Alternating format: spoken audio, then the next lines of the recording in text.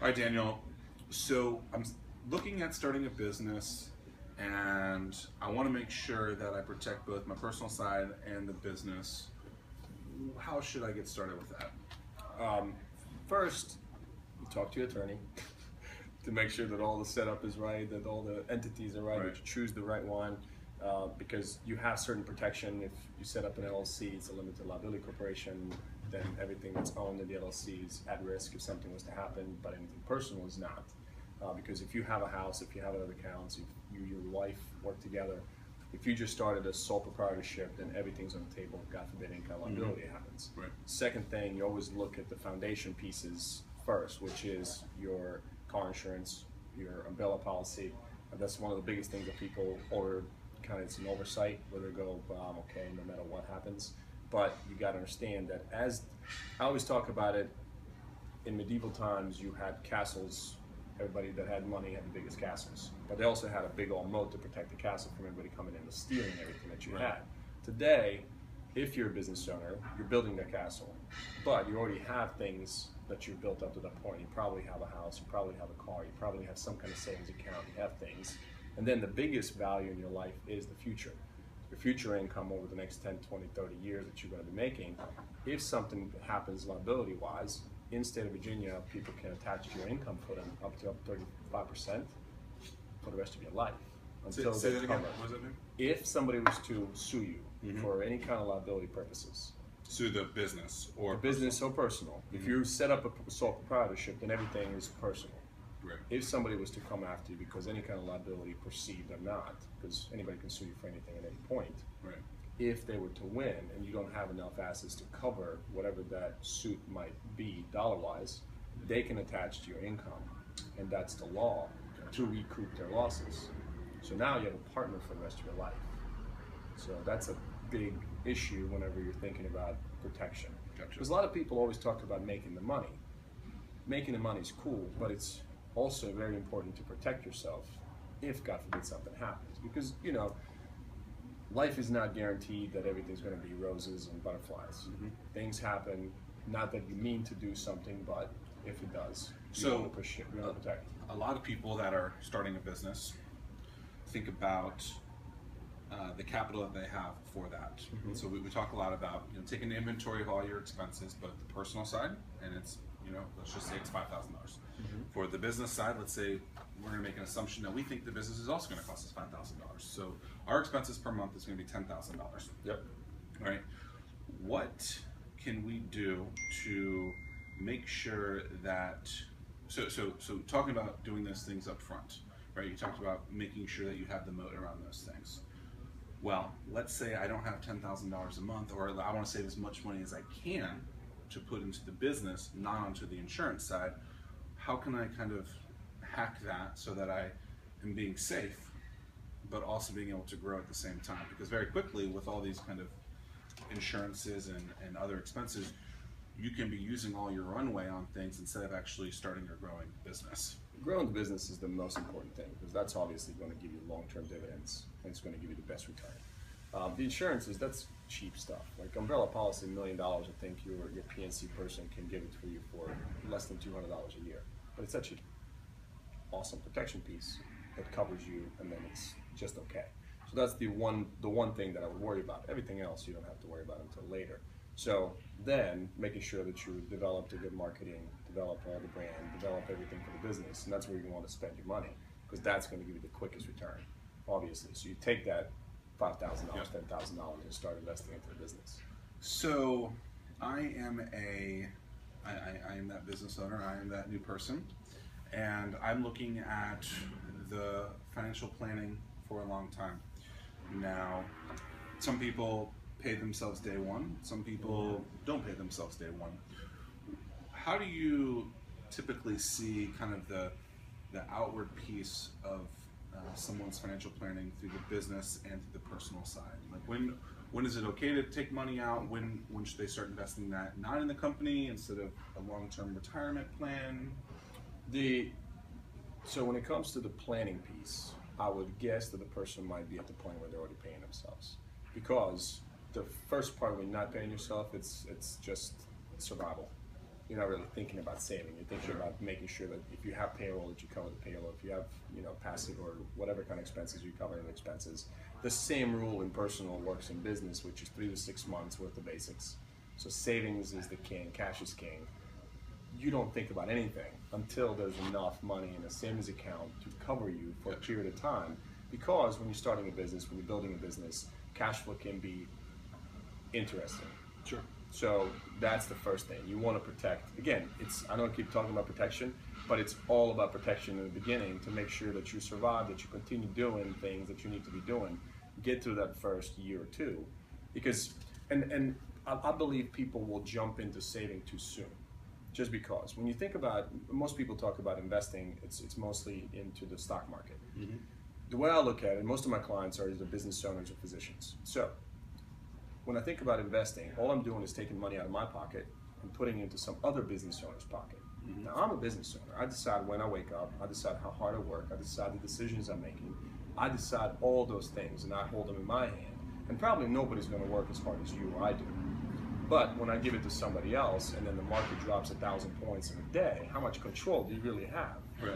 And you're giving that money away from where you could be making money in your own hands by introducing another employee that can investing that back into the company and maybe a marketing campaign. Correct, especially in the beginning.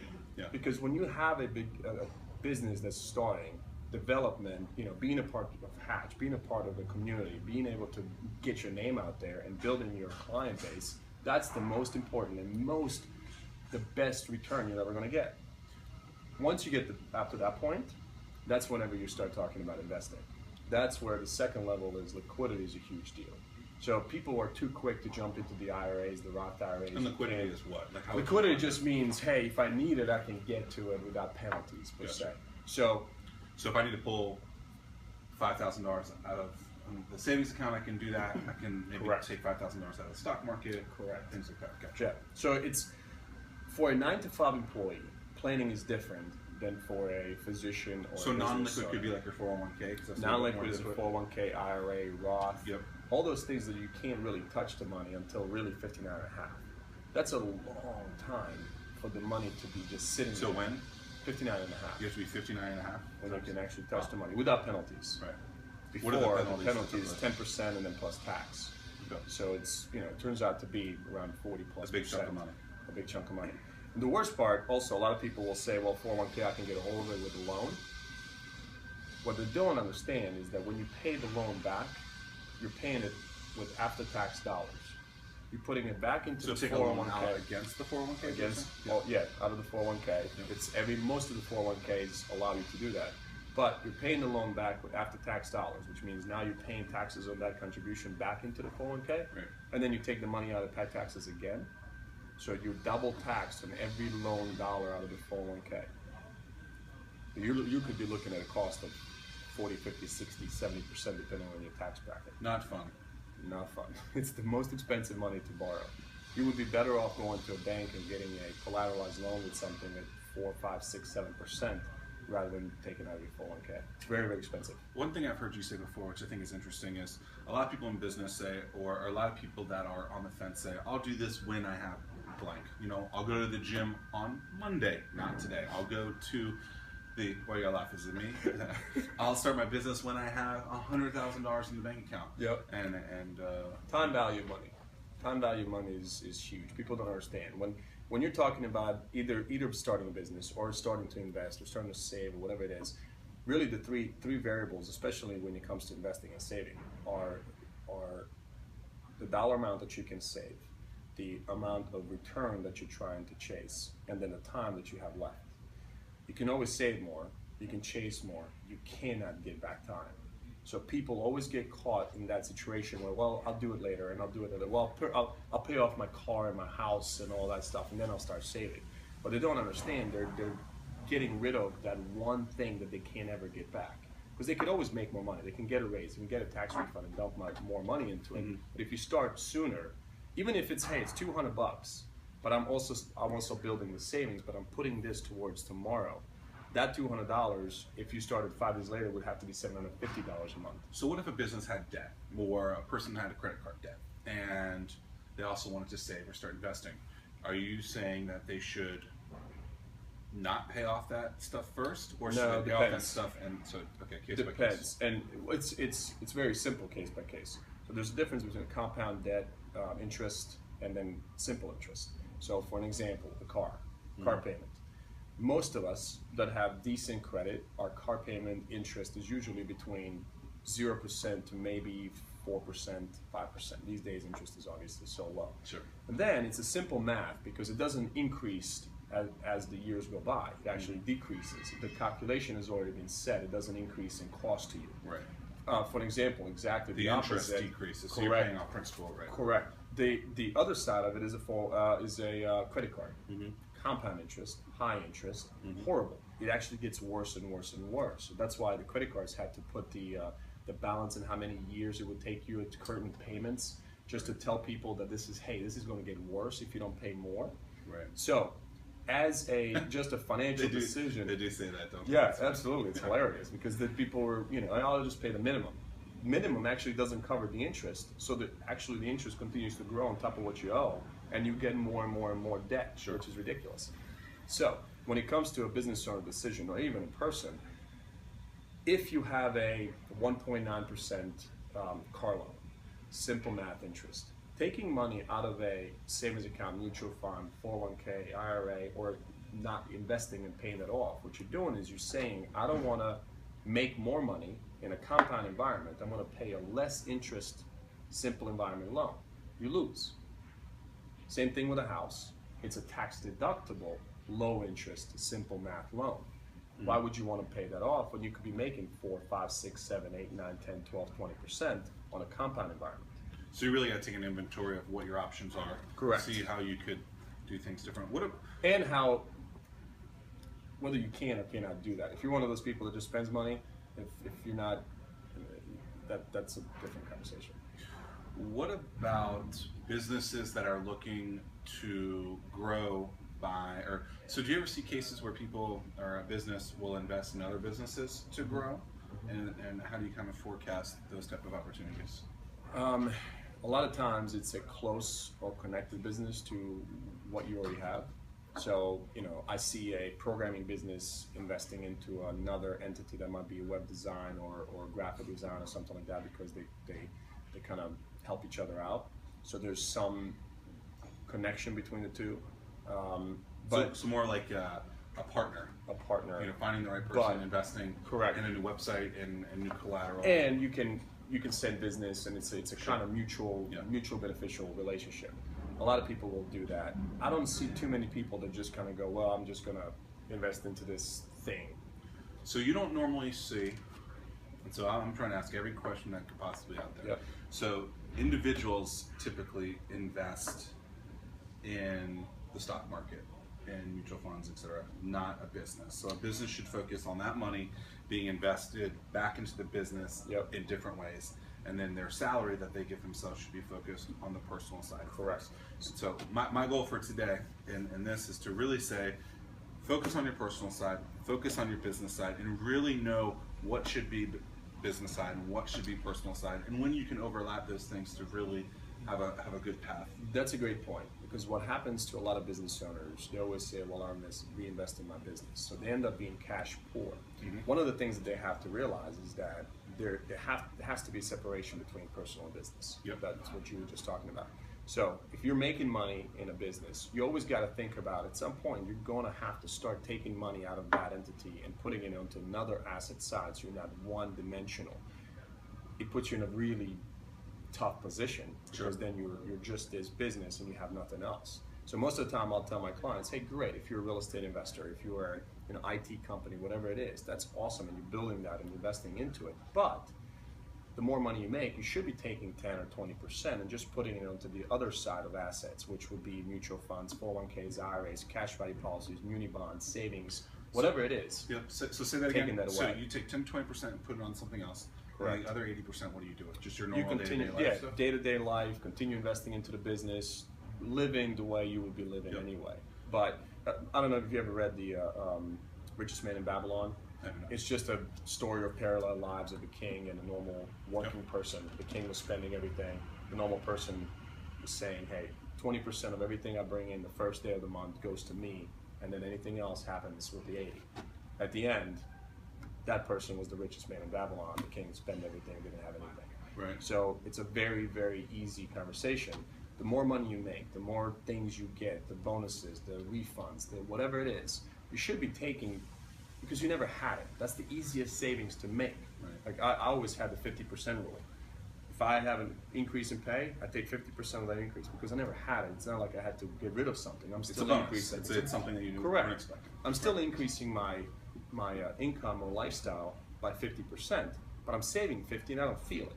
The hardest thing for people is the fact that they feel like they have to give something away in order to be able to save.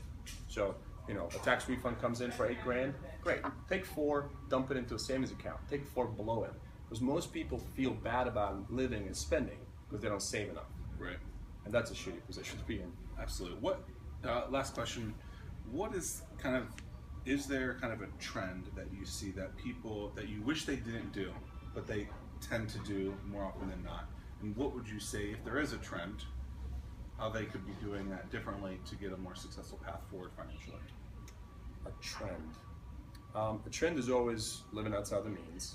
I mean, the U.S. savings rate, I think, just got up to 2% of income, which is ridiculous. Credit cards are up to over 20,000 average. So meaning people are using 20% of their credit cards of their total year. What do you mean by that? I mean that they're saving very little and spending a lot over what they make. We're an instant gratification society these days. So if you make $100,000 a year, you have $20,000 worth of credit card debt, somewhere around and there. only about $2,000 in savings. Correct. So really spending a lot. So Consumerville, the marketing is working for this. The marketing is working fantastic. I mean, the Black Friday is crazy. It's everybody's traveling, everybody's doing awesome, which is great because it stimulates the economy. But people also have to be the biggest thing that they forget. Retirement. We're in a crappy position as a generation because we were never taught how to save. Our parents, our grandparents, came from an era where retirement was a pension. You worked for a company 35, 40 years and you got a gold watch and an income for the rest of your life. Social Security, and then a little bit, if you look at it as a three-legged stool, a little bit of savings that provided for the new caddy and go see the grandkids. Pensions are pretty much gone. Social Security is questionable, and nobody taught us how to save. Yeah. So the problem is we were never given the tools to understand how we should be living this because our grandparents and parents didn't have to. So we're actually the first generation that has to deal with this new phenomenon of investing into a stock market, which is a new trend since the 80s. That's not something that everybody knows and understands, and actually has to depend on most of their income to be out of that entity, which is the stock market. And you see just this week how crazy that is. Sure. So at the end of the day, don't live beyond your means. Take an inventory of what you have, personal side, business side. Cash is king. Look at the inventory, say, if it makes sense from a percentage standpoint to actually spend this money over here instead of just paying it off, spend it and not. Yep. Daniel, thank you so much. Absolutely. Fun. It's been fun. Awesome. Learned a lot.